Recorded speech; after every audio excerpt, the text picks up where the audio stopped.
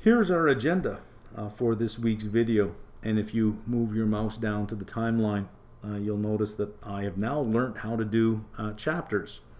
So you can just move to whichever chapter you want, and it starts from that point in time. We'll start off with a discussion of par rates. Well, more of a presentation. I don't have much discussion at this point for the rates. Par rates, real yields, and break-evens. This is interesting. I introduce a new break-even called the 5-year forward, and I show you how to calculate that. Most CFA candidates will recognize that as nothing more than a forward rate. We'll then look at mortgage applications and look at some really interesting data off of Realtor.com. Nice source of information there.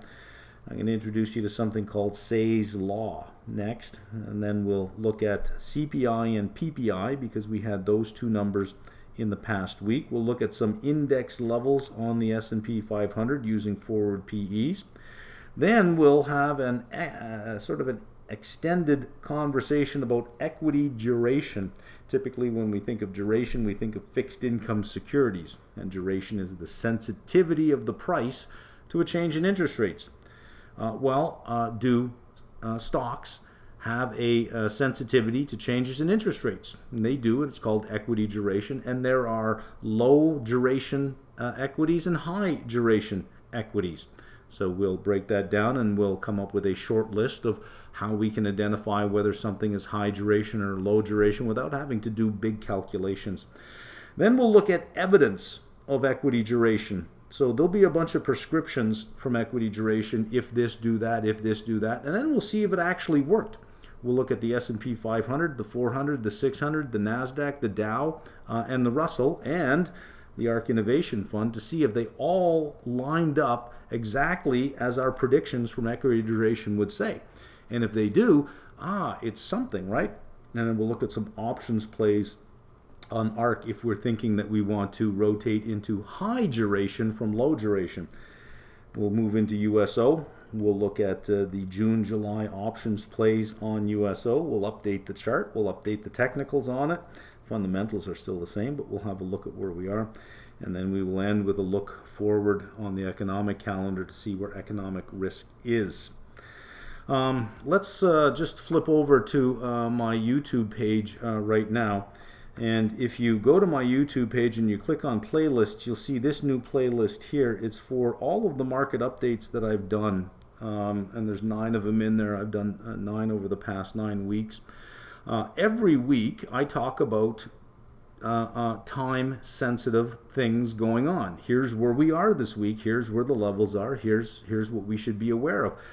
That's about 30% of what I do. The other 70% is introducing you to new sources of information, looking at that source of information. How do we read it? How can we interpret it?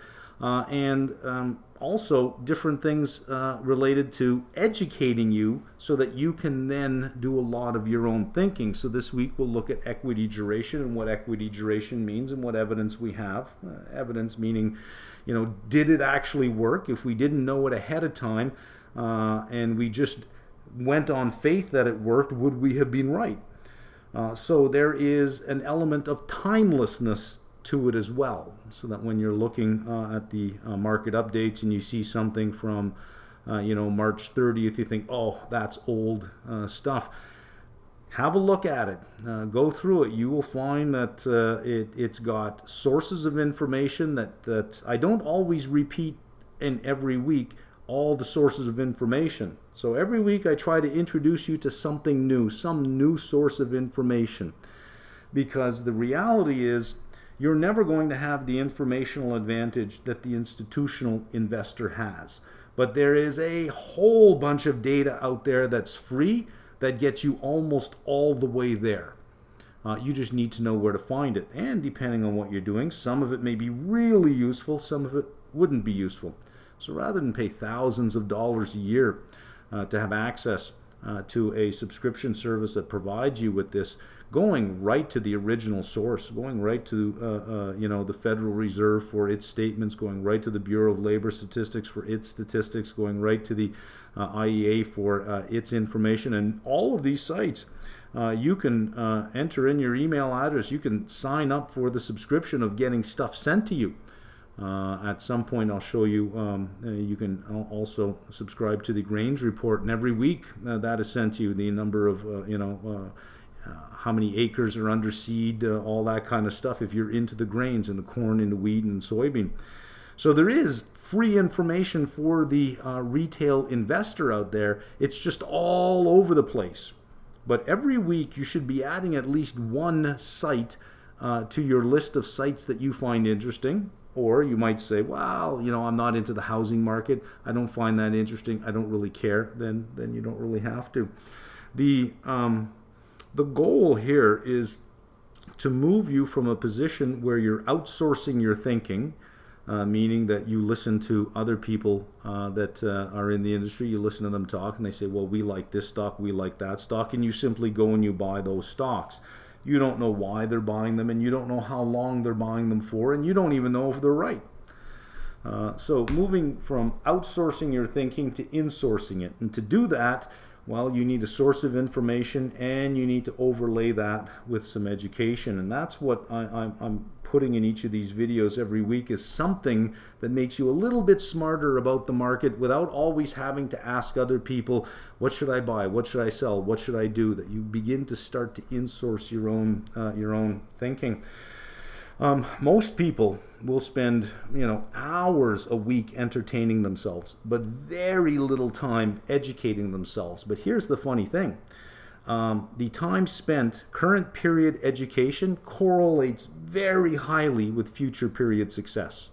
Current period entertainment has no correlation, and even a negative correlation, with future success. So you have to ask yourself, do I want future success? And if you do, you want to engage in those activities which are shown to have the highest correlation with future success, and that's education. So, cut your Netflix and Disney Plus time down from 15 hours to 10, and spend 5 hours a week on a single site. Go to the Federal Reserve and just explore for 5 hours. What data do they have? What information? What are these press releases? What are these white papers? What is all this stuff? Anything that I can use? Anything that makes me smarter here? Or is this, nothing I'm interested in? And then the week after, you might say, okay, National Association of Home Builders, what do you got? Let's have a look around your site. Next week, the International Energy Agency, what have you got? Let's have a look. Is anything interesting that I can use? Anything that I like? Over time, you will build up a repertoire of a whole bunch of sites that have information that when it comes time to think about something, you can say, I don't need to outsource this. I have a supply channel of information that I can look at. And that makes you less reliant on other people and more reliant on your critical thinking skills. Okay, let's jump in. Let's begin with rates, as we always do.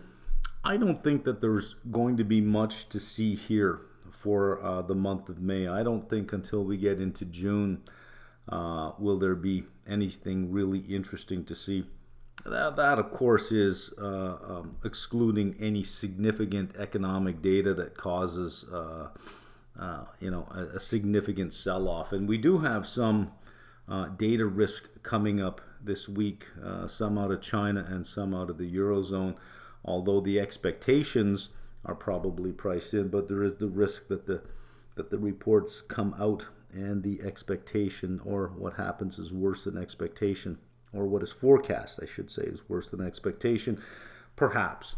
And again, barring any other exogenous events, and we do have two big exogenous events going on in the world. There's a war, and there is still an ongoing pandemic with some countries that resort to complete lockdowns still. So other than rates kind of pulled back this week, they dropped from the 2-year to the 30-year with a lot of volatility in the week. I don't know that there's much of a story to tell with that, other than, there's heightened volatility still in rates, and I think that will stay. The next FOMC meeting is June 15th, and here we'll get another little treat, the updated summary of economic projections. The last one we looked at, the Fed was predicting inflation will go away, unemployment won't budge, and it's not going to affect growth. and will be running off the balance sheet too, but that's not going to affect anything. So it'll be interesting to see whether or not they move from that position on June 15th. Well, I think they're going to have to. I think they're going to have to move off of that and say, look, unemployment may drop a little, economic growth may suffer a little, and it may take longer to bring inflation down. I think they're going to have to move from that perfect scenario they had at the couple of months ago, 2 months. I think it was 2 meetings ago. June 1st, the Fed begins balance sheet runoff, which is why I say for the month of May, I don't know that there's much interesting to see in rates other than, the week-to-week volatility that I think would continue. This is until June 15th. The balance sheet runoff is until June 1st. That's when a buyer disappears for $30 billion worth of U.S. Treasuries. And this is for the next 3 months, June, July, August, and for $17.5 billion in mortgage-backed securities. What effect will that have on the rates? I don't know. Once we get into September, this 30 goes to 60 billion, and this goes to 35 billion. So they are stepping into it nice and carefully, seeing how the market will handle the absence of $30 billion worth of demand for treasuries. And if over the next 3 months, the 60 billion that they're planning for September, that is a projection. That doesn't necessarily have to happen. If they find that the market is not going to handle the absence of this buyer of 30 billion very well, it's certainly not going to jump to 60 billion in September. So it's going to start at 30. And we won't see till June. Right now, it's still a buyer. Right now, it's still, if they plan to reduce by 60 billion in September, that means throughout the month of May, they must be repurchasing at least that much. So these rates have moved to this degree, even with a very large buyer in the market. Starting June, what's going to happen? I don't know. It'll be interesting to see whether or not there's capacity in the market to take up $30 billion a month for the next 3 months in treasuries and in mortgage-backed securities. I think this is the bigger one to watch, is what's going to happen with treasuries. But for the next couple of weeks, I think it's the story in rates is sort of the big damage is done, but the heightened volatility I think will stick around for a while, and I think like me, many participants in the market that make a market out of where rates are going are probably sort of sitting on the sidelines or on hold or not making too many big moves ahead of June, because you have two big Fed risks in here. You have the tapering of the balance sheet and you have the June 15th meeting. It is widely expected that this will be 50 basis points. They seem comfortable with 50 basis points. Powell took 75 pretty much off the table altogether at the last meeting. Lots of Fed speak next week. We'll look at that at the end of the video. We'll look at what's coming up next week. And Powell is speaking next week as well. We know that as of this past week, he has been confirmed for another term at the FOMC. Let's look at real rates and break-evens. Okay, real yields. I'm more apt to call that unchanged week over week, given the volatility that we're seeing in yields. For it to be, 2 basis points, 5 basis points, 6 on a 30, I would say there's really nothing to read into that. Nothing much has changed.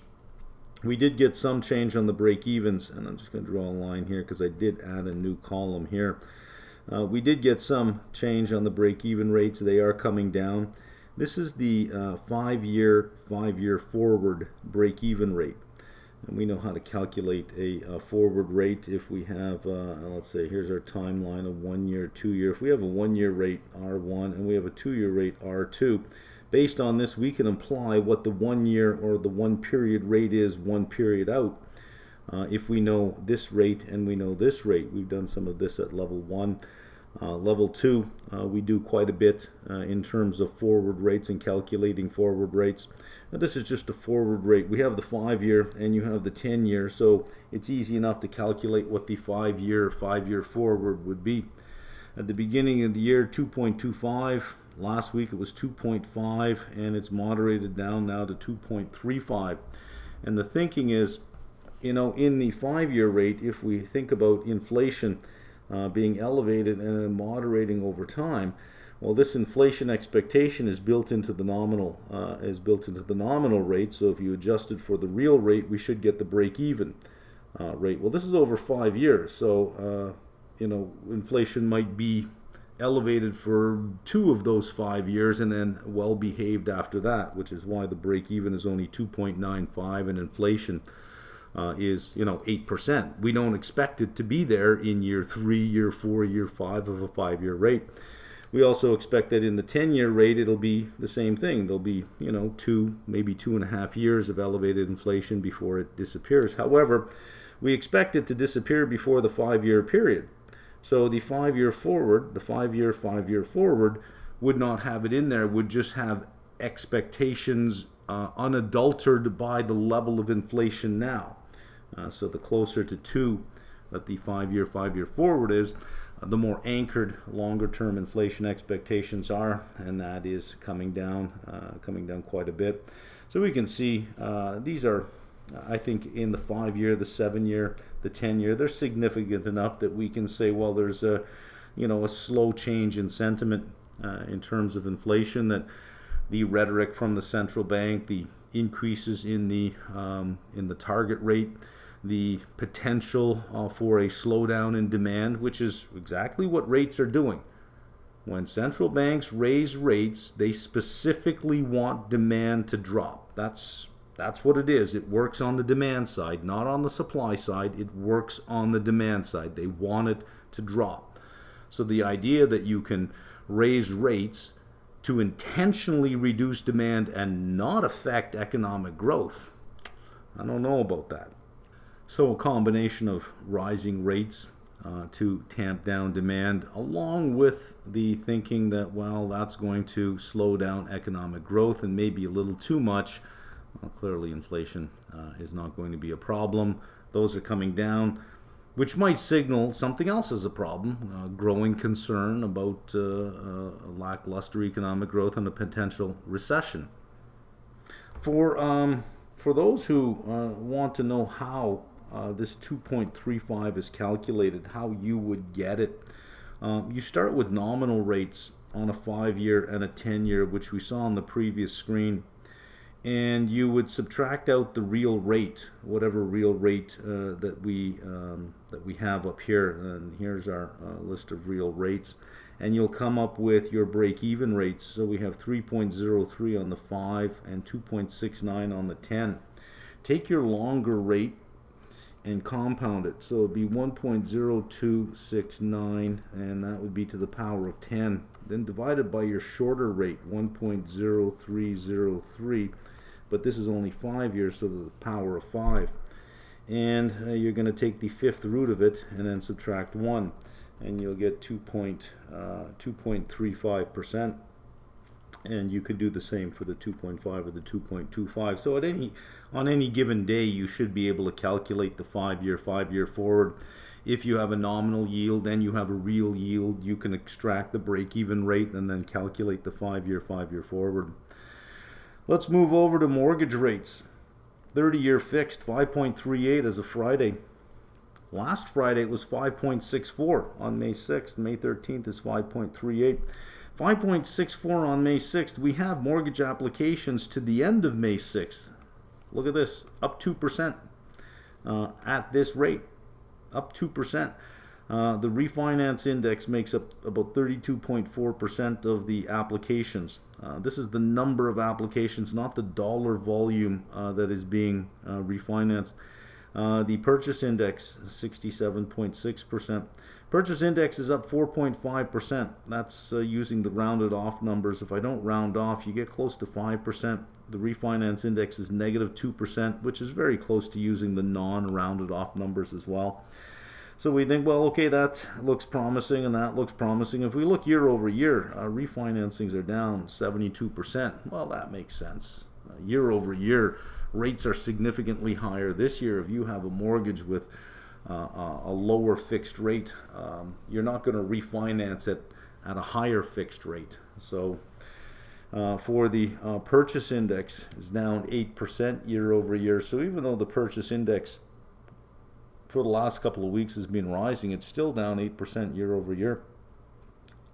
I'm gonna show you an interesting, a couple of interesting charts on the state of supply, just in relation to previous years, and it's really eye-opening. And from it, we can basically ask, will rising interest rates make this better, or will rising interest rates make this worse? And paradoxically, I think we are going to enter a situation where rising interest rates may actually push housing prices higher. Now you're wondering, how do you get that? And I'll show you. Week ending April 23rd, 2022. This is from Realtor.com, weekly housing trends. You can subscribe at their site, and they will email you weekly this data with this report. Really interesting. We'll look at it in a second. This is for the week ending April 23rd. Year over year change. Median listing prices are up 14.4%. New listings are up 4%. Active listings. This is new listings. This is the amount of new listings that show up on the site, not the total number of listings on the site. Active listings are down 6% year over year, and houses are selling 6 days faster on average this year over last year. This doesn't really tell us the whole story. We think, well, this is getting better.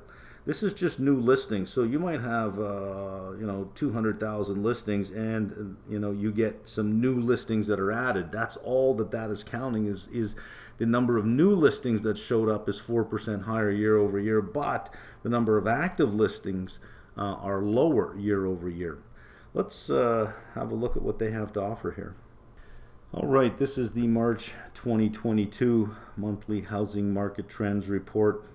Some interesting things here. Let's just go to the charts. This is active listing count, and here are all the different years. This top blue line here is 2017. This is 1.3 million, 1.4, 1.2. The next line below it, the orange line over here, this is 2018, and then you have 2019. Then you have this drop down to here. Look what happens, and it just keeps dropping into the end of the year. This is 2020. Picks up over here, and look how much significantly lower it is. That's 2021. Come back over here. There's 2022. Active listing count 381,950, which is down 19% year over year for this time of year, for March. The numbers we saw on the previous screen was for April 23rd. These charts aren't updated for April 23rd. They're just to the end of March, but they tell a story. 381,950. Let's just move up. Let's just keep moving up, moving up, moving up. 2020 was over 1 million. Keep going up and up and up all the way to 2017. We were over 1.2 million on active listings, all the way down to 381,950. This is a supply problem. Let's keep going here. Newly listed homes down 3.4% year over year in March 2022. And again, we have the same lines. You can look up here for the legend of what they are. We're way down here. This is the spring selling season, so newly listed homes will increase and then they decrease into the end of the year. So for March, you can see that it is well below what all the previous years were. Let's see, pending list count, nothing interesting here. Days on the market, look at that, 37.5 days, lower by 11 days versus last year. And if we go all the way up here to 2017, you're something around 70 days on the market. And it has been dropping ever since. You're on average 37 and a half days on the market for this time of year for spring. It bottoms out in June. You could see in June it sells very quickly, and then after you get out of the summer into the fall, things tend to hang out a little bit longer. So given this chart here, active listing count, look how low it is. given this chart over here, which is days on the market, the next chart is median listing price. Where do you think the yellow line will be on this one? Still below all the other lines or way above all the other lines? It'll be flipped over, right? Look at where we are. So down in 2017, let's just drop straight down. This is just 5 years ago. Median listing price for March. This is 260,000. This is 280. So we're between around 265. This is 404,000. That's just in 5 years. And that is because of just one big reason: under supply. We've already seen it up here. How else can you? What other story can you tell over here? Active listing count from over 1.2 million to 381,000. This is what happens when you have a supply problem, is you're going to get this going on, extremely high elevated prices, and even with that, because of the lack of supply, they're still moving 37.5 days on the market. Now you would think that, well, if we raise rates, it's going to slow down demand. And if it slows down demand, they'll take longer to sell. Any new listings on the market, so I shouldn't say new listings, active listings will begin to increase because they're taking longer to sell, and that's how you solve the problem. You would think that's how you solve the problem. Let's come over here. National Association of Home Builders. Credit for builders and developers tightens in the first quarter. So they have a bunch of really interesting charts here. These are loan-to-value ratios. You know, if you're just buying land, they don't really lend that much on land. Land development, once you start developing it, then they will forward you more money because it becomes more marketable. Single-family construction, just speculative. Notice how it rises. The loan-to-value ratio rises. Speculative means you're building for your own inventory. Once it's built, you will sell it. Selling a house before it's built isn't as profitable as selling it after it's built if you're in a rising price environment. And this is single family construction pre-sold. You'll get a much higher loan to value ratio if they're pre-sold, so you require less equity. But we're seeing it turn down over here. This is the net easing indexes in terms of the ability to obtain financing. Tightens in the first quarter. So with rates rising and perceived risks increasing, home builders are finding it harder to secure financing. At the margin, they're finding it harder to secure financing. I don't think your big guys are, but in every community you have smaller home builders that are responsible for still quite a bit of construction.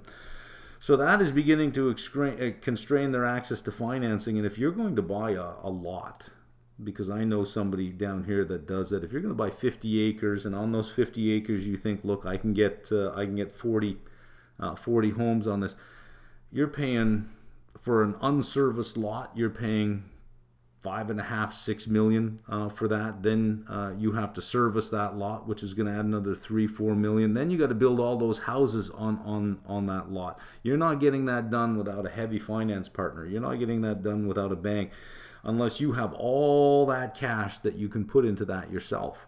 But other than that, you're not getting it done without access to financing. And if that access is getting harder to get to, that actually will slow down the supply of new houses on the market. And if we have this problem already, if you already have this problem, they're selling in 37 days. You have inventory that's way down here, 380. That's almost 1 million homes less over 5 years. I don't know that you're going to solve this problem over here. I think this continues to go up, because all you'd be doing is constraining the supply of new homes. That is a nice segue into something called Say's Law. And very simplistically, Say's Law is a statement here: supply creates its own demand. Although he didn't say it that way. If you want to read it, he said it in a more inaccessible way. It is worthwhile to remark that a product is no sooner created than it, from that instant, affords a market for other products to the full extent of its own value. In other words, if you hire a bunch of people to create something, even if you haven't sold it, you have bought the raw materials, you have incurred the cost of the production process, and you have paid people wages. They then go spend that. That very act creates demand. They'll go spend it in places, and that spending creates income for those other people, which some of them may come back and buy some of the very stuff that you created. Supply begets its own demand. And the thinking or the logic behind that is the identity of aggregate output equals aggregate income. So that if I perform a service for you for $50, that adds $50 to aggregate output, but it also creates an income of $50 for me, which then I can then go and spend somewhere else, which creates even more aggregate demand. So let's go back to, we're going to tie this to housing and the housing situation today, and we're going to see if interest rates, just from a logical point of view, if interest rates can solve this problem. Let's go back to January 1981. Reagan is sworn in to the White House, and Volcker is at the Fed. Volcker does his job. His weapon of choice is the interest rate, and he raises it, knowing that he's going to push the economy into a recession. That is a minor consideration. Inflation was the only thing that mattered, and he was going to crush it once and for all, and that required just raising rates. His eye was on inflation. He didn't look at the suffering. He didn't really care much about it because that was not what he was trying to get done. Short-term suffering, it's going to be painful, but it'll be over, and then inflation will be done, and that is the better place to be. But you didn't have an administration that just said, great, you go do that, and you let us know when you're done, and we'll get on with the business of calling the USSR the evil empire. That's not what happened. Supply-side economics. That was Reagan's thing, which is in line with Say's law. Supply begets its own demand. So if you have a situation where you have inflation because demand is higher than supply, you can come in with a demand-side solution. Enter Volcker.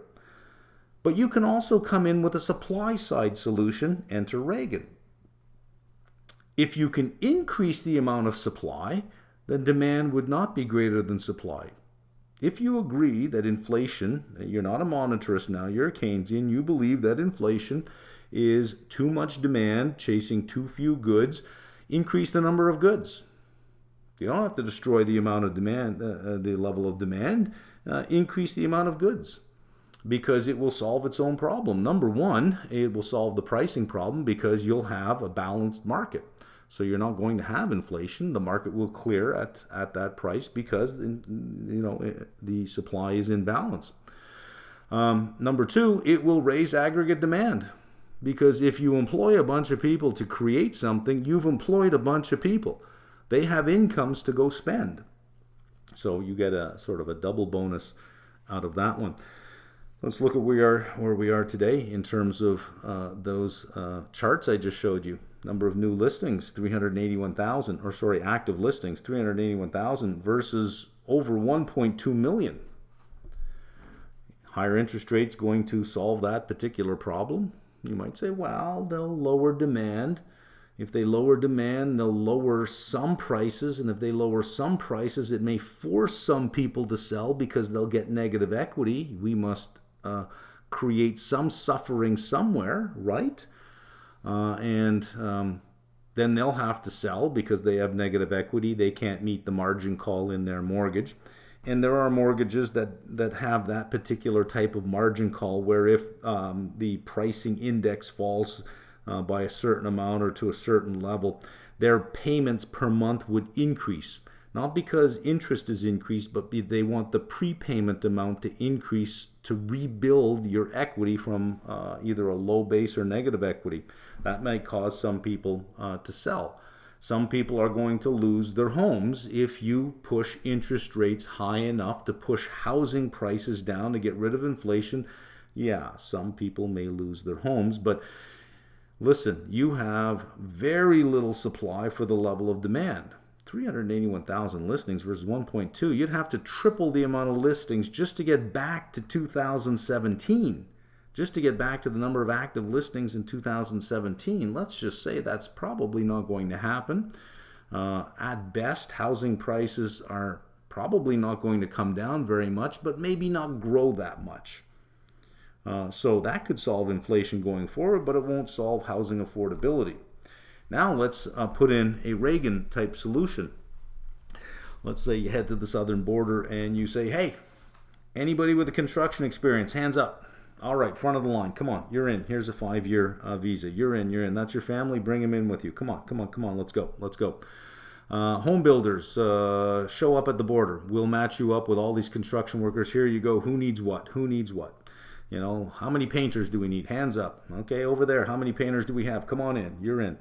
And if you just increase immigration, you can fix that labor shortage because, well, what are home builders saying? We can't find people. Well, here you go.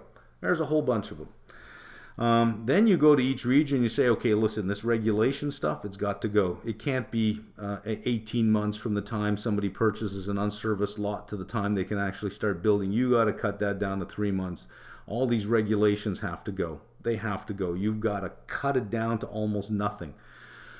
In exchange, Mr. Home Builder, in exchange for this fast track regulation or elimination of regulation so you can get building, you cannot build a home that is worth more than, that sells for more than 80% of what the average home price is in your region. So if the median home price is $400,000, you must build homes that sell for $320,000. That's it.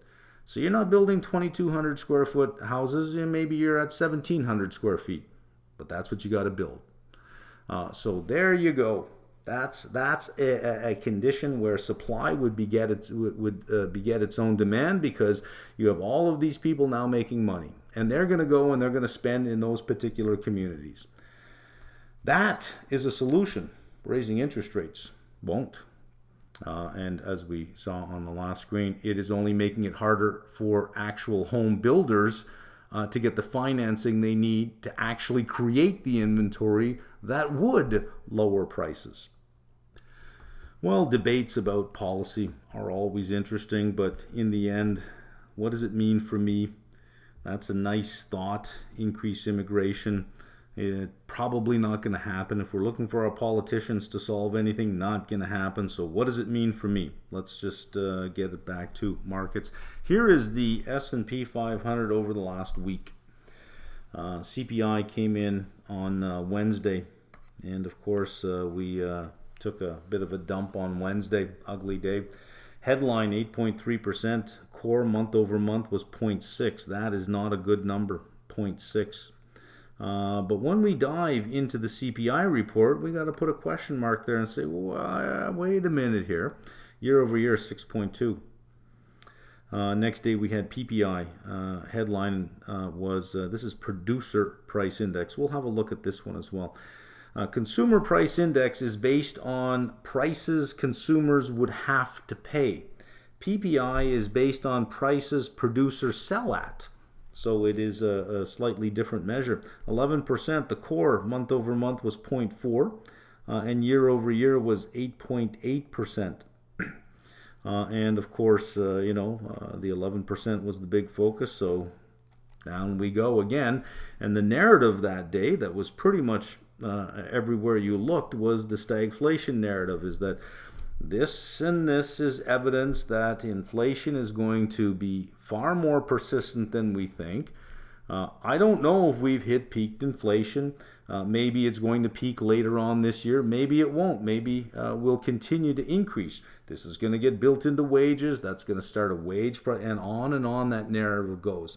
And the longer that narrative continues on, and the more people that embrace that narrative, it starts showing up in markets because it is the narrative. That's the thing that's influencing your thinking, and you start thinking along that pathway. So you have a possibility of what could happen. Up here is stagflation, over here is not. and you have probabilities associated with each one. And the more this narrative is showing up in business stories, the more it's on the Business News Network, the more that in calls, earnings calls, you hear the word inflation, the higher the probability you start placing on stagflation, and you begin to act that way.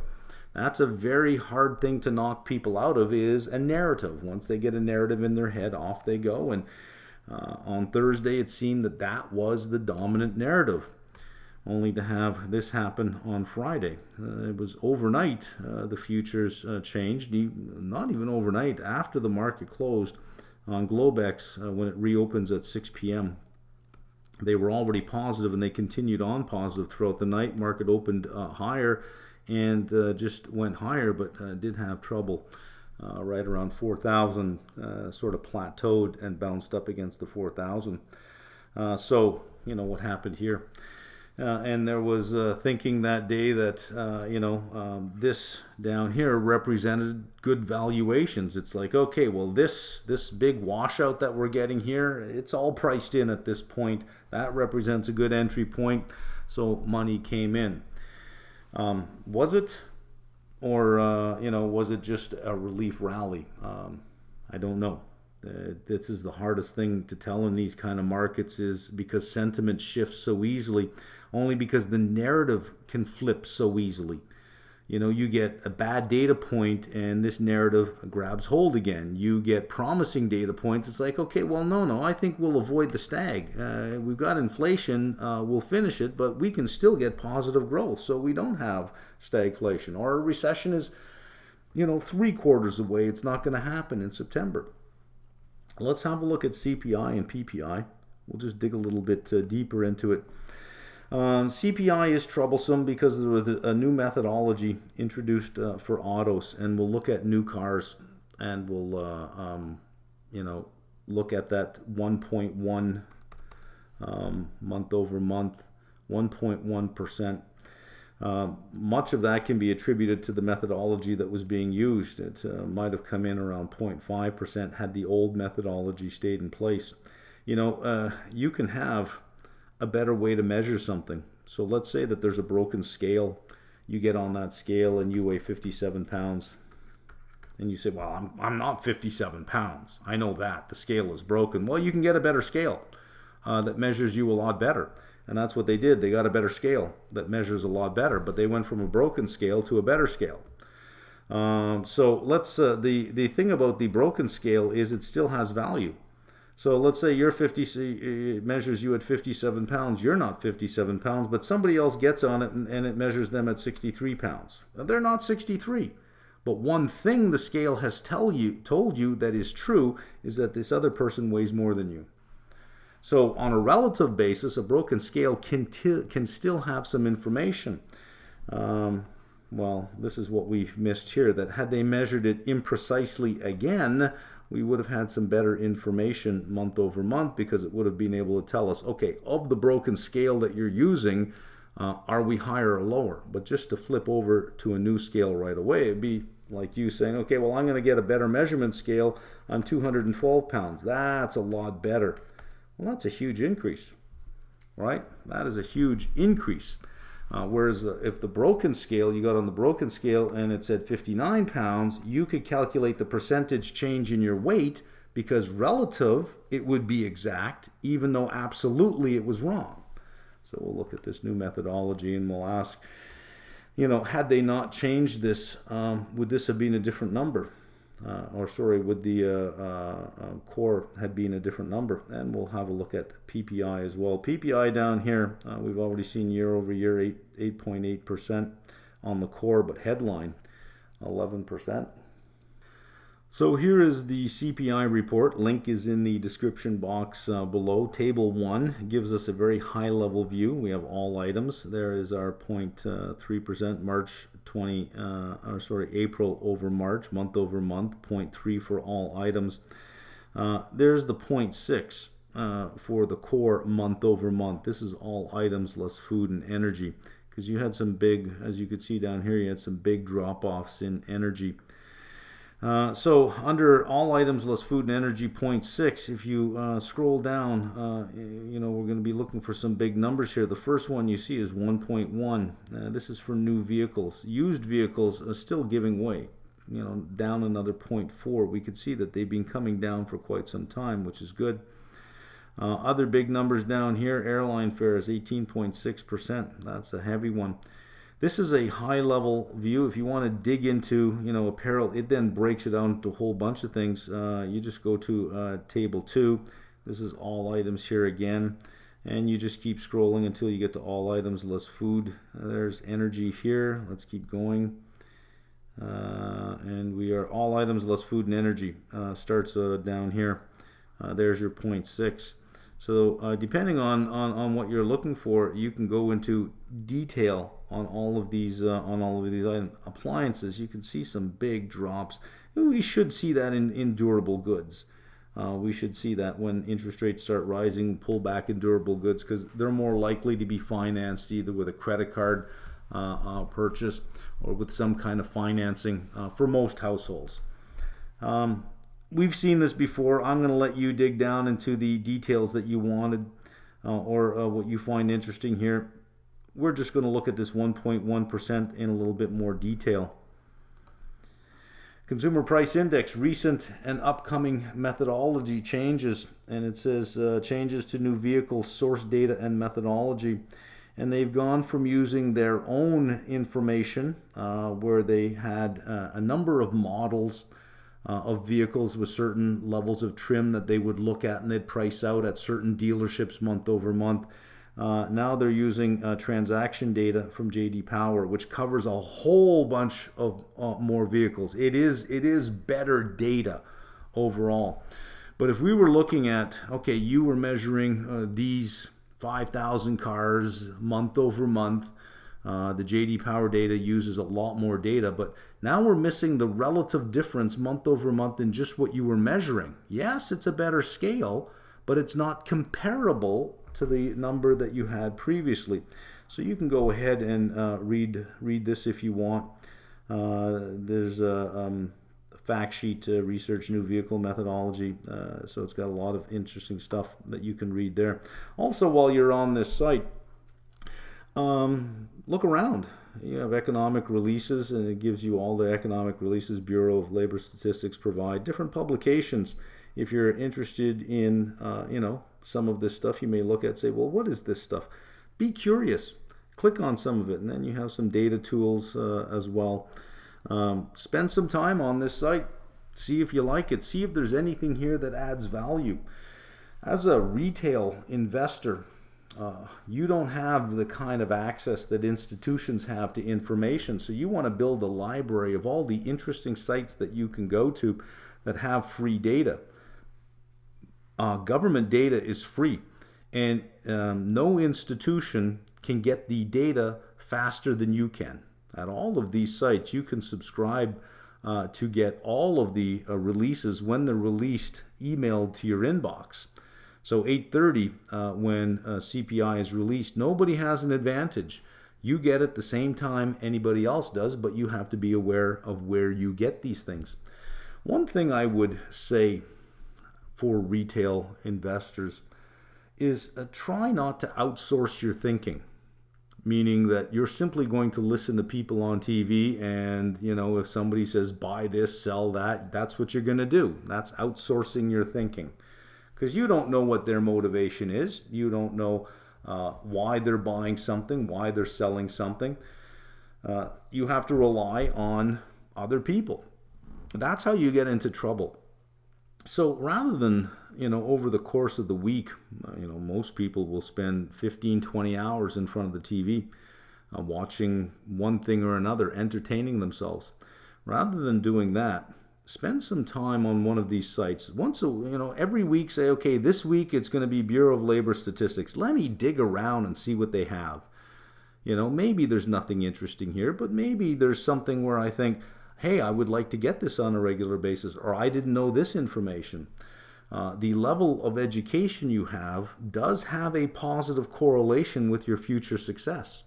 The level of entertainment in which you engage in does not. So if you do want to be a future successful person, the biggest predictor of future success, the one with the highest correlation, is current day education.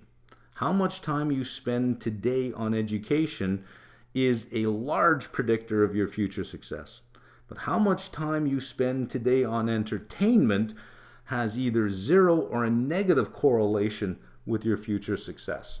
So to say, I do not want to be a successful person in the future, then entertain yourself all day long. Sit in front of that TV and just watch everything.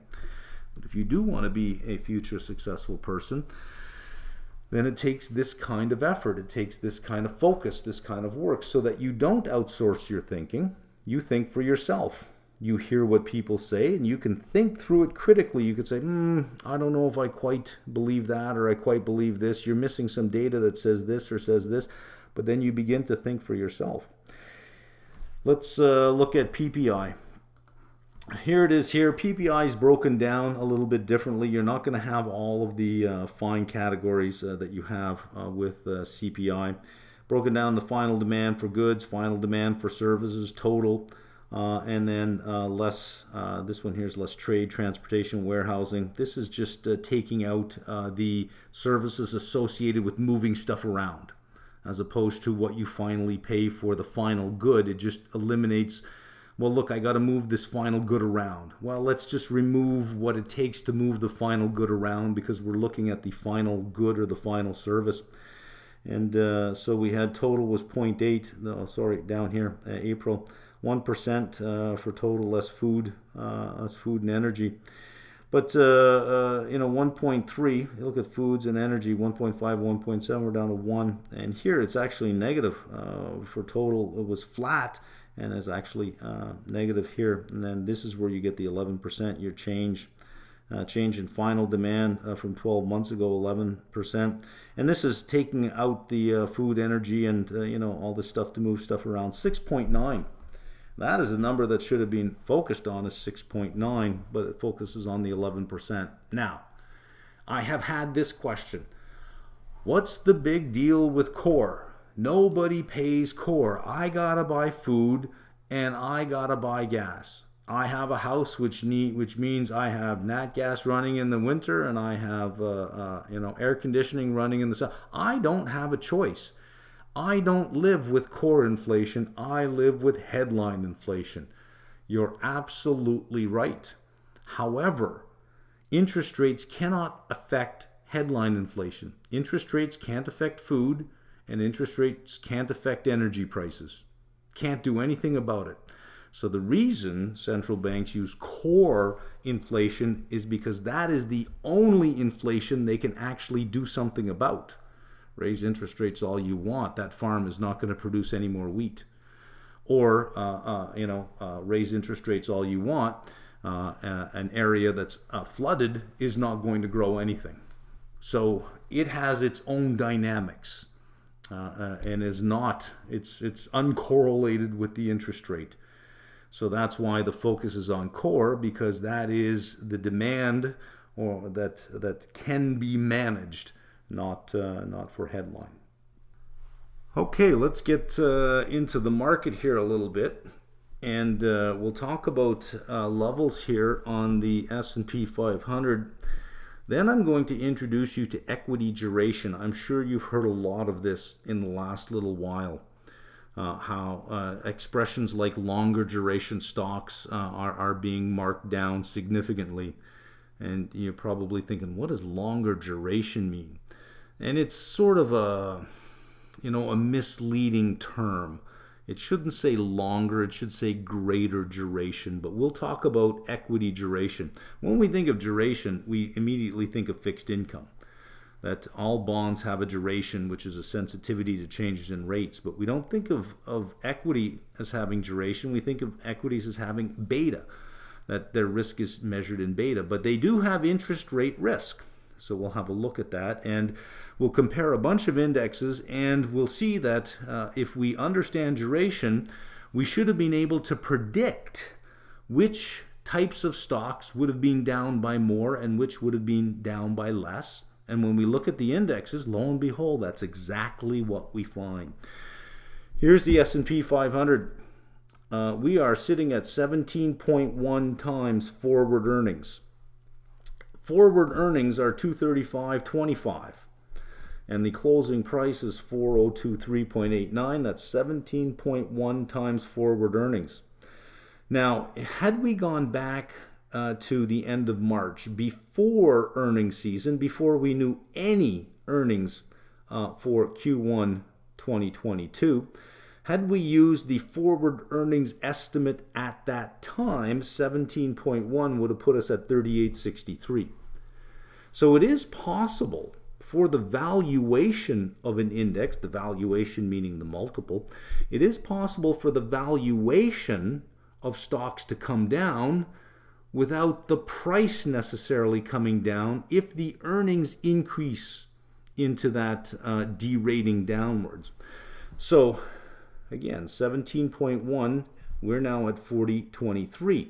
But before earnings season, 17.1 times earnings would have put us at 38.63. So as of today, with these earnings multiples, these are forward from Q2 22 to Q1 23. These are different levels, 19 all the way down to 15. Look at 15 is 35.28, 16 is 37.64. Is it possible for valuations to slip down to 16 without the market going down to 37.64? It absolutely is. Because at the end of March, would it have been possible for the index to go to 17.1 times earnings without dropping to 38.63? Yeah, because we're at 40.23. Basically 160 points higher, just with more information available to us. So the valuations could come down on the index going into the end of the year, but if the forward estimates continue to rise, price doesn't necessarily have to fall. So when we look at these multiples, these forward multiples, they are as of today. As time goes by and we start to get the earnings which come out in July, this forward earnings number may increase, and that may change the multiple on the market that we may find ourselves at 4,000, and we're at 16 times forward earnings, only because this number has increased enough. But here's our risk levels right now. From the high, 47.96 on the index, the high closing on the index, to where we are, we're down 16.1% on a closing price basis. I'm not counting any intraday highs. I'm only counting the closing as the high for the index. Intraday, it's gone higher than 47.96, but that was the high closing price. 15 times, it brings down to 35.28. This would be 15 times this earnings amount before we get any changes to Q2 22. 16 times is 37.64. Go down to in between 3,800, 3,850 down here before recovering on the way up. 18 times 42.34, and I don't think we're going to see 19 for some time. 44.69. I don't think that's there. On Friday with the rally, I was selling calls to lower the amount of delta exposure that I have, or because I have more than just options, I have underlying stock as well. It's not just delta that you want to lower, it's your dollar beta delta that you want to lower. Dollar beta delta. Best way to do that without actually having to guess, should I sell this? What should I do? Should I short this? Should I sell this?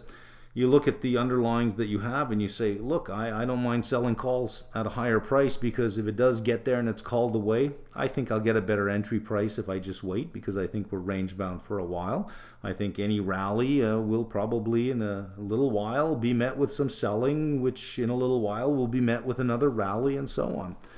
So I don't mind selling calls, and that's how I lower the dollar beta delta. That means I lower the sensitivity of my portfolio to any changes in the market movement. So if the market does sell off, well, the calls that I sold would provide a positive return against the negative selling I'd have on the other options. And I've moved into a lot more dividend paying stocks. When we talk about equity duration, you'll see why that matters. So I get paid to wait, so selling the calls along with the dividends provides a nice income stream. It's a safe place to hide while the storm is going on until it settles. I don't mind sitting. I'm not really on the sidelines, but I'm not in the middle of the fight. If we look at the market, the trailing PE, the average is between 16 and 18. We're currently about 19.5. You might read in other places that we're a little over 20 times. That's because they're using earnings up to Q4 21. I've dropped off for this number here. I've dropped off Q2 21 and replaced it with Q1 21, replaced it Q1 22. Even though we're not done yet, I've replaced what was there, knowing that there's still a little bit more to come in, and I just sort of guesstimated a little bit. This is more of a subjective number, 19.5. So based on a current trailing of 19.5, again on a closing basis, 16 to 18 is anywhere from 32.96 to 37.08, and I have heard price targets coming in around 3,400 before it's over, saying 33, 34. I've even heard of 35 before it's over. I don't know that I like the trailing number that much. I prefer a forward number because we buy forward earnings. We don't buy past earnings. And with inflation, we would expect forward earnings to increase. Even if real earnings are decreasing, nominal earnings would still be increasing because prices are nominal. They're not real. So all these prices on the index, these are nominal prices. These are not real prices. So let's say inflation is 8% and we expect earnings to increase at 75% of the rate of inflation. That would still be an increase even though real earnings are decreasing. The big threat is, but what if output declines as well? If output declines, you're going to need much bigger price increases just to stand still. This is the forward estimate. This is even with downward revisions that analysts have made to certain companies. We're still at 235.25. Okay, equity duration. This can get a little bit technical, and I will get a little bit technical because the majority of our viewers are CFA candidates and they will understand everything that I have on the screen. In fact, I could just pause for 30 seconds, let them read it and move on. But I will explain it. This is for the non-technical viewers. These are the results. These are the takeaways that we want. So we are going to first understand what is duration in itself. What is it measuring? Why do I care? And if it is something I care about, how do I work with it? And these are our prescriptions. We'll look at some prescriptions on the next screen, but we can get a lot out of these results down here. Duration it's sort of an unfortunate word. It derives from something called Macaulay duration, which was a measure of time. Back in 1938, this guy said, hey, I have an idea. When interest rates change, bond prices change, how long does somebody have to wait to get their money back if the price changes? Because if the rates go up, my bond price drops, but when I get my coupon, I can reinvest at higher rates. How long until those two balance off? And that was a measure of time called Macaulay duration. If you take the first derivative of Macaulay duration, you should be able to get a sensitivity, which is, if I know how to calculate Macaulay duration, if I have the formula for calculating Macaulay duration, take the first derivative, I should get the percentage change in the bond for a change in rates, so that if interest rates go up 100 basis points, I should be able to tell very quickly by what percentage my bond price will fall. And we call that a modified duration. It's just simply shortened to duration. So there is some confusion that duration, we think about duration in terms of time, but here when we use the word duration, duration is a sensitivity. It measures the percentage change in the price of something for a change in rates. It's not a measure of time. So one of the things that I'm a little frustrated at sometimes is expressions like long duration or short duration. It sounds right. Long duration meaning a long period of time, short duration meaning a short period of time. And for the most part, the duration, the sensitivity is related to time. In other words, the longer the time period, the higher the sensitivity. But when we're talking about duration in terms of the sensitivity of price to a change in rates, we should speak more in terms of lower or higher duration as opposed to longer or shorter. When you hear somebody talking about long duration equities, what they mean are equities that have a high duration measure. In other words, that are more sensitive to changes in interest rates. And brings up the question of how are equities sensitive to changes in interest rates? And they are. So I have a couple of examples here where I'm going to show you. Then we'll look at a more technical detail and we'll simplify this in terms of something we've already seen. This, if you're familiar with key rate duration, this looks very familiar. And if you're more interested or more concerned with fundamentals or think better in fundamentals, we can express duration in terms of some fundamental values that we can simply look up. And then from there we can come up with some prescriptions of what we should do if we think interest rates are going to rise or if we think interest rates are going to fall. It tells us where we can go hide, or at least, the safest place to be. So just to give you some idea of how the sensitivity of an equity changes with changes in interest rates, let's assume, we're going to start with a very simple assumption here. Whatever prices we see in the market, let's assume that that's fair value. So there's nothing overpriced or nothing underpriced. We have a market that is completely in agreement that the present value of any future cash flow is going to be the market price, and that's what it trades at. Just because we don't need undervalued or overvalued to show the effective duration. We can just make some assumptions. R is 10%. R here, we'll see later, we call it K. It is the cost of equity. We can't use the term structure of interest rates because we have risky cash flows. And we can't even use the term structure of credit spreads on top of the term structure of interest rates because we have equity which has a residual claim to assets behind fixed income, so it's even riskier. We have to use a cost of equity. And I'm unfamiliar with the term structure for the cost of equity. Typically, we assume one rate. For all cash flows, we assume one rate. And cash flow, we're going to start with an assumption that cash flow to equity in period 1 is 100. And we're going to do three things. We're going to have a company that grows at 5%, one that grows at 20%, and one that grows at 30%. And we're going to assume that the present value, which is the fair value of the stock, the price that we see selling in the marketplace, is just the present value of its future cash flows, discounted at 10%.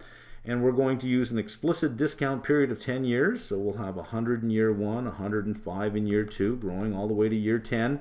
And the terminal value will be a multiple of 15 times whatever earnings were in year 10. Whatever, not earnings, but cash flow. Whatever cash flow was in that year, we're just going to assume a terminal value of 15 for all these companies. When we do that, we get a duration measure of 7.44, 8.64, and 9.07. Look what happens with as you increase the growth rate of a company. The higher the growth rate, the more sensitive it is to changes in rates because a lot more of its cash flows are pushed into the future. Its bigger and bigger cash flows are further and further into the future. So that if we discounted it at 11%, we would expect this stock here to fall by 7.44%. This stock will fall by 8.64, and this one will fall by 9%. So when we are in an environment where rates are rising and we think, well, the cost of equity or the cost of capital is rising, we would like to be in lower growth stocks than higher growth stocks because they will be repriced faster, only because the mathematics of time value of money say the further into the future the cash flows are, the less they're worth today. Even if they are bigger, they're going to be worth less as soon as you change rates. Let's do it another way. We have an explicit forecast period for 10 years. Now we're going to do 10 different scenarios. In the first scenario, we're going to cancel the cash flow in year 1, but increase it to 200 in year 2, then grow it at 5%, calculate duration. Then let's cancel this one and make that 0, increase the next one at 300 and grow that at 5%, and let's just keep doing that year after year after year. The duration statistic goes from 7.44 to 9.93. So the further into the future we push our cash flows, even if we increase them, the further into the future we push our cash flows, the higher the duration will be. Combine these two. High growth companies that have a lot of future cash flows or the promise of their future cash flows being large in the future, they will have very high duration. And I will draw that out down here so you can see what that looks like. Let's just look at some technical stuff first. This is how we would calculate the duration of equity. And since duration is a sensitivity, whatever the change in the price is, you have to divide it by the price itself. So let's say something was $10, and we expected the price to change by $1. Well, what percent is that? That's 1 over 10, right? 10%. That's why it's 1 over P naught. You could just get rid of this, draw a line here, and put P naught underneath as the denominator, but writing it on one line is typically more eye-pleasing. This here must be the change in just the change in price. And D will be the percentage change in price, because if you take the change in price divided by price, you'll get a percentage change. When we use fixed income, we have a maturity date. Notice with equity, we have to go to infinity. When we use fixed income, we know what the cash flows are. If it's a 6% coupon bond, $1,000 bond, we know we're going to get $60 a year if it pays every year. If it pays semi-annual, we'll get $30 every semi-annual period. And we also know the term structure of interest rates. So if we have, let's say 30, 30, 30, 30, we can look for an interest rate for period 1, an interest rate for period 2, an interest rate for period 3. These are all spot rates, and we can discount each cash flow by its spot rate. Well, here we're using one discount rate, which is the cost of equity. So this will give us a measure of duration. This here also as well, we're using an expectation. With bonds, we know what to expect. With equities, we don't. So it's the expected cash flows, and then we're discounting it at the cost of equity. All of this is really just a more mathematical way of saying the change in price for a change in rates. This term over here, all of this will be greater than 0. However, once we express it as the change in price for a change in rates, it'll be less than 0, so we stick a negative sign in front of the 1 over P naught. And then we can substitute this for the yellow writing. Here we go. You'll recognize that as the formula for key rate duration. Except with equities, we only have one key rate. That's the cost of equity. There is only one key rate. That is a nice short way of calculating duration. If you think better in terms of fundamentals, you say, well, change in price for a change in rates. That's the whole point. I don't know what the change in price will be for the change in rates. I must first get this number before I know this number, but I need this before I get this. Well, yeah, that's if you're using this particular formulation. This is more empirically driven. You would note the change in price. You would note the change in the cost of capital, which, requires some assumptions. Then you can calculate your duration. Thinking better in fundamental values, you can always look at a company's price to book ratio. You have the dividend payout ratio, which is P, and you have return on equity. So you can look those up. So if we know what a company's price to book ratio is, we can multiply it by 1 over the dividend payout ratio times the return on equity. And we should get a rough measure of duration for that particular equity. We don't actually have to calculate the duration. We could just look at these terms and we can come up with some simple rules. Low price to book stocks have lower duration. since we're multiplying it out, the lower this first term, the lower duration will be. The lower the duration, the less sensitive it is to changes in the rates. That's all we care about, is just getting to conclusions like that. Low price to book stocks have lower duration. Low price to book stocks are called value stocks. High price to book stocks are called growth stocks. A high price to book stock implies that most of the cash flows for that stock lie in the future. So this blue line here is a low price to book stock. Notice it has, this is the zero line, this is negative cash flow, this is positive cash flow. It's positive and it's growing at a predictable rate over time, what's called a stable grower, which is characteristic of value stocks. They're not going to be 30% growers, but they're not going to be negative growers. They're stable growers over time. They'll have a low price to book. Meaning that the price at which they sell at and the value of their equity are very close, or at least closer than they would be with growth stocks. With growth stocks, you have a high price to book ratio. So you might, just to make it really, really simple, you have a stock that's selling at 20 bucks, but it's only backed up by $1 of book value. So it's got a price to book of 20, which is very, very high. But the promise is that you've got all of this beautiful stuff happening in the future. Book value is going to climb very rapidly because all of these earnings will translate to retained earnings. Retained earnings add to book value. So most of its promise is in the future. Well, that is a high price to book stock, since most of its cash flows are in the future. What did we say over here? The further in the future you push the cash flows, the more sensitive it is to changes in rates.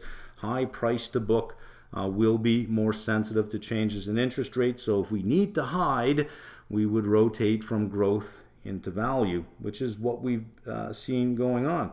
High payout ratios. The higher this payout ratio, the lower this term will be. The lower this term, the lower the duration. High payout ratios, lower duration. High payout ratios meaning companies with dividends tend to hold up better when the market sells off. High return on equity, a lower dividend. And if we can make the numerator higher, we make the second term lower, which makes duration lower. So high dividend payout ratios, high return on equity, we have a lower duration. High return on equity is just another way of saying that you have less distant cash flows because you're getting that return on equity today. You have a high level of return on equity today. You have those big cash flows today. So you have less distant cash flows. And then, of course, higher quality. Higher quality will lead to lower duration as well because, remember, you have K up here, right? That is your cost of capital. The higher the risk of your business, the higher the cost of capital and higher the cost of equity will be.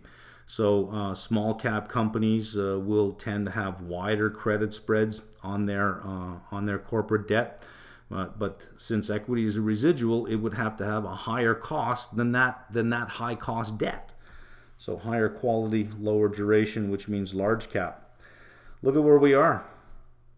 Large cap, value with dividends perform the best when interest rates are rising, which means small cap, growth with no dividends and most of the cash flows in the future perform the worst. Did that happen? Let's have a look. I should note on that previous screen that all of the variations of duration I gave, I skipped a lot of the steps along the way. And so if you're looking for the math of how did you get from this expression to that other expression, that requires a lot of extra work. I just gave you the rough equivalents of what everything are and easy ways to get duration. I think using things that you can observe like price to book, dividend payout ratio, return on equity is probably your quickest way to get there. Let's have a look at what happened with some indexes. We'll look at the S&P 500 versus the 400. We'll look at the NASDAQ, the Dow, and the Russell. The NASDAQ being big, huge companies, mega cap companies basically, down 12.9% from its high within the last year. From the high point it printed 12.9. S&P's down 16.1%. NASDAQ, which is growthier, S&P 500, you could say is probably got more of a value leaning than NASDAQ, down 26.5%. And the Russell, which is small cap, is down 27.1%. Now, if we compare the Russell 2000 with the S&P 600, this is small cap as well, but the S&P 600 has a profitability requirement. They must be profitable companies. So they're higher quality small cap companies. They're only down 19.5 versus 27.1 for the Russell 2000. If we look at the S&P 400 versus the S&P 500, remember we said if you move into large cap tends to have lower duration. We would expect that the S&P 400 would be down by more than the 500. It's down by 16.9 versus 16.1. And if you go even smaller, like we said, over to the small cap, 19.5. So far, so good. It's all consistent. Well, let's take the NASDAQ. Let's compare it with something. We'll compare it with AARK. Because AARK seems to go after the craziest ones with cash flows that are way, way, way in the future. It's down 72.15, extremely high duration on AARK Innovation ETF. Dow, very low duration. So if we expected, a couple of months ago, if you were of the thinking, man, we are going down. You want to be short high duration and you want to be long low duration, which means I'm running into the Dow and I'm going to short the hell out of this guy, or short the hell out of the Russell, or short the NASDAQ against a long position in the Dow. Look at the difference that would have made. Long position in the Dow, you only would have lost 13%. Short position in the Russell, you'd be up 27%. In the NASDAQ, 26%. Right? So you would run to safety and you would short the other, and you'd do a pairs trade on it, which is nothing more than a duration trade. All you're doing is you're saying I'm going long low duration and I'm going short long duration. Actually, I said long high duration. It's easy to fall into that trap. Here is AARK 157 back here, roughly about 157 was its high, down to $44. Very high price to book companies. Very, very high price to book, which means very high duration. Also very low implied internal rate of return. And that, you may be thinking, wait, you mean a very high internal rate of return? No, I mean a very low implied rate of return. Implied rate of return, or internal rate of return means I have a price that I can see, so I'll put negative P naught, that's what I'm paying, and then I have a series of cash flows that I'm getting. And the internal rate of return equates the present value of all of these cash flows with the price. So it equates it and calculates what's called the implied internal rate of return. The higher the price, the lower you'd have to discount these cash flows by to recover this price.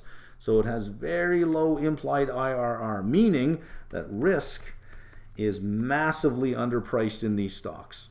Massively underpriced when you have, as soon as you have overpriced stocks, you have underpriced risk. When they are high price to book, and most of their cash flows are into the future, you are more than likely underpricing risk. And when risk gets repriced, that's what it looks like. Pretty ugly on that one. Now, let's reverse it. Let's think, no, we're going the other way. That the market rates are the market rates. Sure, the central bank is going to continue to lift rates on the front end of the curve, but it's not going to affect the rest of the curve because it's already moved. It's already moved a lot. In fact, we think over the next 12 months, the next move for rates is probably going to be to the downside. And if you think the rates over the next year will be to the downside, you want to move into high duration, which means it's time to get out of the Dow and it's time to get into AARK. Let's get into the one that's being beat up the most with the highest possible duration. I'm just using that as an example. I'm not advocating getting into AARK, although on the next screen I'll show you how to do it in a safe way. But then you might think, well, the NASDAQ or small caps, the Russell might be something interesting, or if you like safe stocks and you only want to play in the S&P 1500, time to migrate from large caps into the small caps, depending on how you feel or where you want to go. If you think that, listen, I think that that the worst is over, rates are as high as they go, so I'm going to position now for the next leg that the market is going to take, which is moving into high duration equities.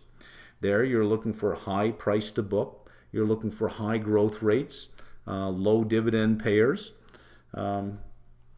Yeah.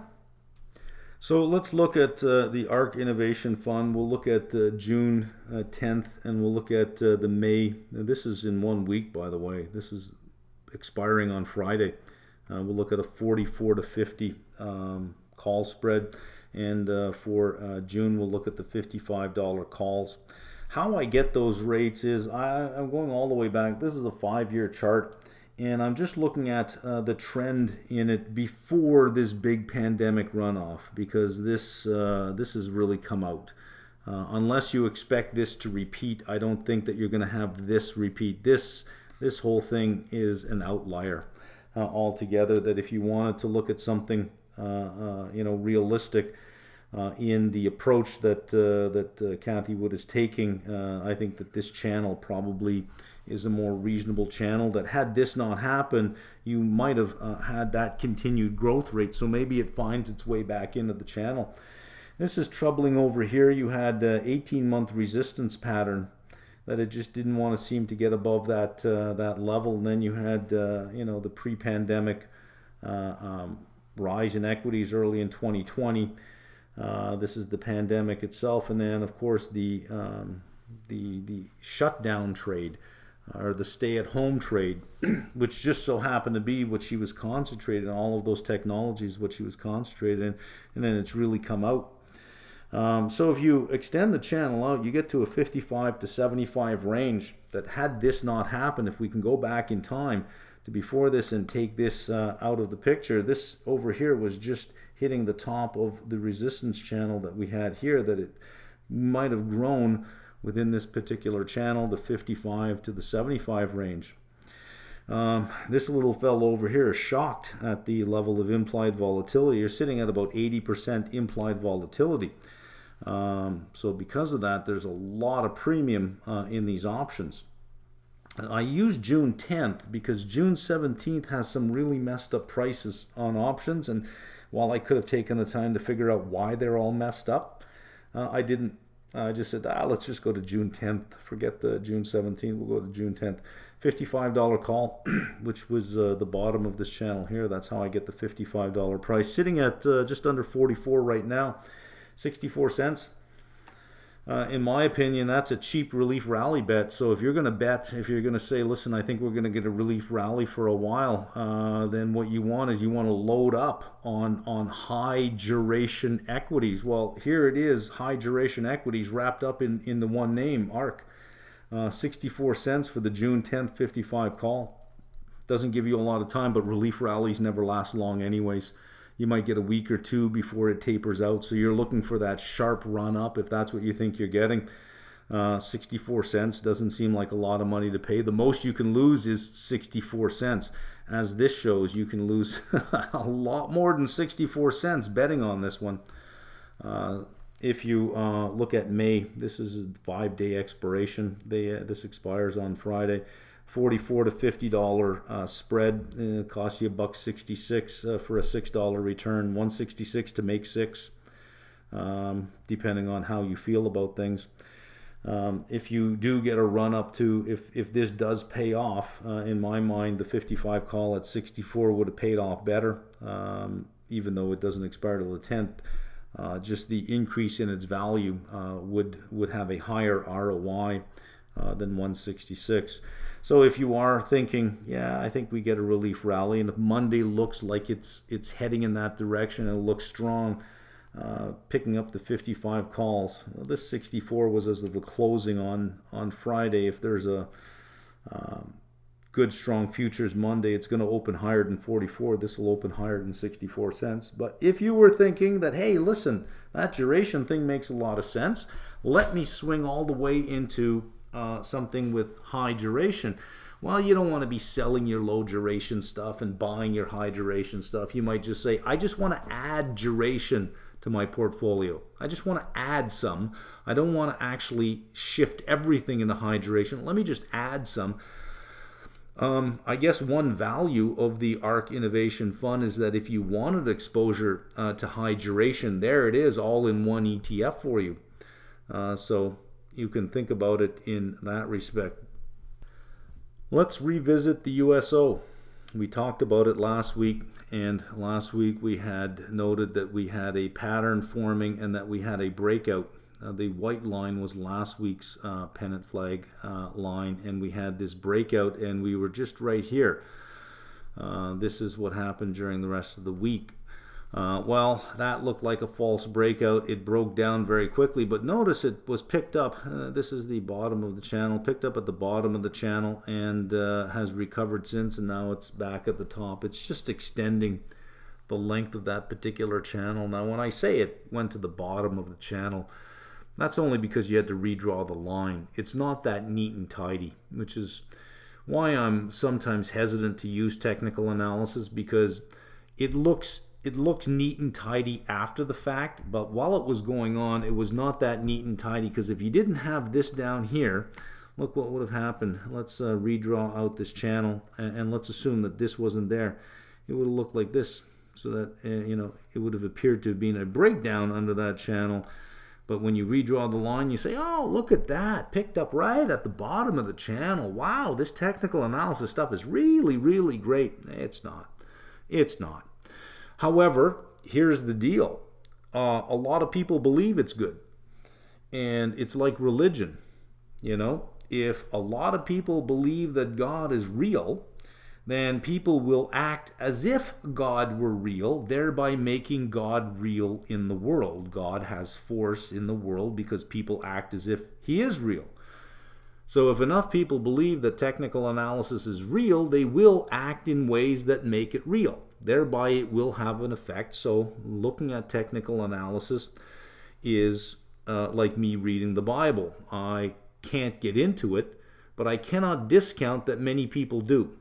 And if my job is to make money, I got to at least have some idea what these people are thinking. So what they're seeing is this particular pattern. What I'm seeing is fundamentals are still supportive. You still have inventory levels that are very low. You still have a bunch of oil companies who are not going to invest a lot of money into any kind of significant capex at this point. With all the car companies in the world throwing billions of dollars into EV and the conversion to EV, with countries around the world announcing no more internal combustion by 2030, no more internal combustion by 2035, at least no new car registrations that have ICE in them by 2030, 2035. If you're an oil company, you're looking at that going, screw you. You think I'm going to invest significant amounts of dollars just to cure your gas problem this summer? Screw you. Where were you when oil prices went negative? You were dancing on my grave. Screw you. That's what's going on. So fundamentals are supportive. In fact, I think if you go out to 2030, 2035, I don't think it would be surprising if oil were $500 or $600 a barrel, only because demand is not even there. Supply is going to be cut back and cut back and cut back to the point where, listen, this is what we got to get for it. Otherwise, it's not worth taking out of the ground. So I don't see this ending anytime soon. The big risk is here. Demand is questionable at much higher gas prices. So to tell you a story, on Saturday, I had to fill up my truck. I have a Ford pickup truck, and it has a 130-liter tank. Everybody will understand liters except our American friends. Divide that by 3.8 and you'll get gallons. $250. I've never ever paid that. I've never paid over 200. I think the most I ever paid was about 170, 180. Now, I don't fill up very much, about every 6 weeks, because I don't drive very much. Never paid that much, $250. Yet, when I look around on the road, it was busy. It was Saturday at about 11. I was coming back from Hamilton on the QEW, and of course it was a parking lot in areas where the 4-lane highway in one direction was a parking lot where it was stop and go, stop and go, stop and go. And driving home, you pass the mall at 10, 11 in the morning, 70% packed. Like, you know, the parking lot was 70% full. Give it another hour, it would have been full. Thought I'd stop by the grocery store on my way home. Parking lot was in the fill over part. So now I'm not going into a grocery store and standing in line for half an hour just to have my things counted. Your avocados will rot by the time you get out of there. So I figured I'll go back at 4:30. I don't see anybody responding to this. I don't see that the roads are any less congested. I don't see that the malls and the stores are any less congested. In fact, it's the most congested I've ever seen. You know, well, of course, the last 2 years, there's, you know, not many people who wanted to go out and wear a mask, so they stayed home or rarely went out. So fundamentals still seem supportive. I don't know that this is destroying demand. If we look at the gas prices in Canada, we're running a little over $2 a litre. So if you multiply that 2 by 3.8, that's in Canadian dollars, $7.60 a gallon. Divide that by 1.291, which is the spot to the US. Canada is paying an equivalent of $5.90 US per gallon. And the US, we're hearing prices of $4.50, some a little over $5. We're pushing $6 US, and it did not look like it was affecting anybody on the road. Anyways, back to our thing going on here. So this is still a constructive pattern on the USO. It finds it, and whenever there's a sell-off, it finds its way back very quickly because demand scares send the price down, and then everyone says, yeah, but hang on a second, it's supply. It's supply here, and up it goes again. Here is the skew on the June options. This was 2 weeks ago. Look where it is now. It's even higher. So the put spreads are really cheap. So if you were betting that this price is going to crash down, the put spreads are super cheap. The 75 to 70 spread is $1.50 for a $5 spread. If, on the other hand, you felt that no, I don't see a breakdown under 75, and you turn it into a bull. If it were just the bear put spread, you'd be paying $1.50. As a put bull spread, you get $1.50. This is a credit trade. You get $1.50, but you're risking a potential $500. So if you're buying the put spreads, they're cheap. If you're selling the put spreads, yeah. If you're buying them and they're cheap, selling them, well, you don't want to sell something cheap, so it's, you know, not really in there. Let's look at some interesting things to the upside. June 82 to 85. It's just a $3 call or a $3 spread. 122 for 3. If you look at 85, this was our previous high. If you sort of just kind of bring it over, we end just a little, you know, between 85 and 87.50. So you think, well, you're going to have trouble at the last high price. You know, the WTI price might get to 130 and then waver at 130 because it was the last high price. It might create a double top. The 82 to 85 is below that, so it gets you to that resistance without having to have it break that resistance to be able to pay off. That's why I took the 82 to 85. And you could just load up on them if you want. You say, well, I'd like a wider spread, then buy 2. That's a $6 spread, $2.44 for a $6 spread, but $1.22 for a $3 spread. You can also pay for that with a $71 put. You'll get $129. It would pay for the $122.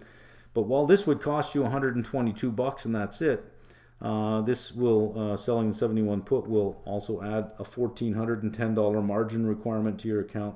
So you'll need more capital to get that done.